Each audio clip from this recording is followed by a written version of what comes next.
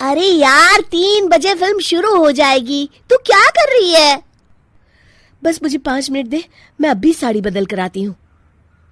अरे बहू, तू अचानक कहाँ जा रही है?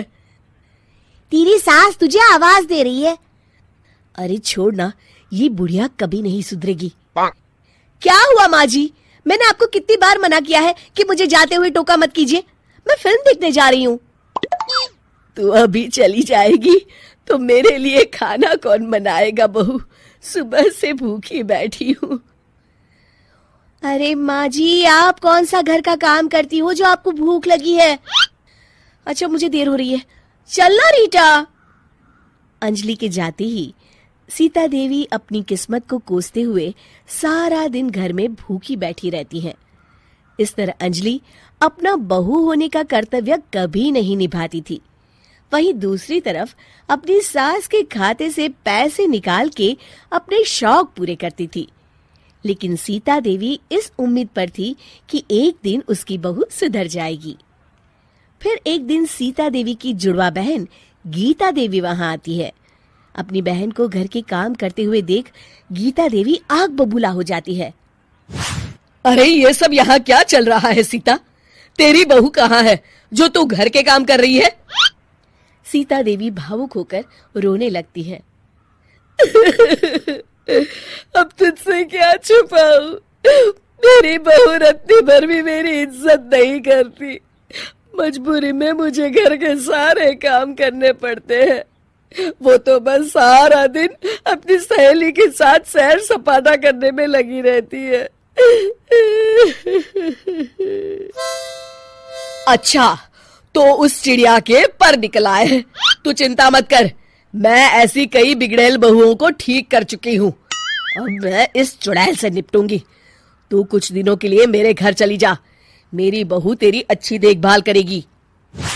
फिर दोनों बहनें आपस में साड़ियां बदल लेती हैं और सीता देवी अपनी बहन के घर चली जाती हैं। देर रात अंजलि जब घर आती है तो अपने कमरे का नजारा देख उसकी आंखें फटी की फटी रह जाती है। हे राम, मेरे कमरे का एसी कहाँ चला गया? और मेरा 56 इंच का एलईडी टीवी कौन ले गया? अंजलि तैस के साथ अपनी सास के कमरे में जाती है। तभी वो देखती है कि उसके कमरे का एसी और टीवी उसकी सास के कमरे में लगा है और गीता देवी आराम से एसी की हवा खाते हुए सास बहू सीरियल का मजा ले रही है। अच्छा, तो ये सब इस बुढ़िया की कारस्तानी है। अभी इसे बताती हूँ। ये सब क्या है माँ जी? आपकी हिम्मत कैसे हुई मेरे सामान को हाथ लगाने की? क्यों बहू, ये सारा सामान तूने तेरे पिताजी के पैसों से खरीदा है क्या? हैं? लगता है तू भूल गई कि ये सारा सामान मेरे पैसों से आया है, इसलिए मैं अपनी सारी चीजें अपने कमरे में उठा लाई। तुझे कोई एतराज है? चल जा यहाँ से, सीरियल का मजा किरकिरा मत कर। गीता की बातों का कोई जवाब नहीं बनता देख अंजलि अपने दांत पीस कर रह जाती है। अगले दिन रीटा और अंजलि शॉपिंग पे जाने की तैयारी करती हैं। अंजलि जैसे ही अपनी स्कूटी पर बैठती है तभी गीता देवी स्कूटी की चाबी निकाल लेती हैं। अरे, ये स्कूटी कहाँ लिए जा रही है? ये भी मेरी कमाई की है। माँ जी, ये तो आप हद कर रही हैं। मैं बाहर पैदल जाऊंगी क्या?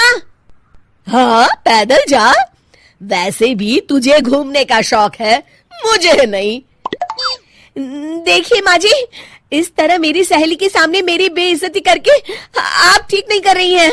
आप मुझे अच्छी तरह जानती हैं, बाद में आपको पछताना पड़ेगा। अच्छा, तो तू नहीं सुधरने वाली? मेरे ही घर में मुझे ही धमकी दे रही है? तेरी याददाश्त के लिए बता दूं कि ये मकान मेरे नाम पर है। अब तू देख, मैं आज ही अपने बिल्लू वकील को बुलाकर ये सारी जायदाद अनाथालय को दान कर देती हूँ, फिर तुझे एक ढेला भी नहीं मिलेगा। गीता की बातें सुनकर अंजलि के पैरों तले जमीन खिसक जाती है। अरे, अगर तेरी सास ने तुझे अपनी जायदाद से बेदखल कर दिया तब तो तू सड़क पर आ जाएगी। मैं तो कहती हूँ चुपचाप अपनी सास से माफी मांग ले अंजलि। हाँ, तो बिल्कुल सही कहती है, मेरी सास का कोई भरोसा नहीं है। अरे नहीं नहीं माँ जी, ऐसा गजब मत करिए, आज के बाद मैं आपको कोई तकलीफ नहीं दूंगी और घर के सारे काम ना मैं ही कर लूंगी। मैं आपको एक अच्छी बहू बनकर दिखाऊंगी। कुछ दिनों के बाद, ये लीजिए माँ जी, आराम से गाजर का हलवा खाइए। खुशबू तो बहुत अच्छी है। हाँ माँ जी, वैसे मैंने सब काम कर लिया है, तो मैं आपके पैर दबा दूं, आप आराम से हलवा खाइए। इस तरह गीता देवी अंजलि को सही रास्ते पर ले आती हैं और सीता देवी वापस अपने घर में आकर रहने लगती हैं।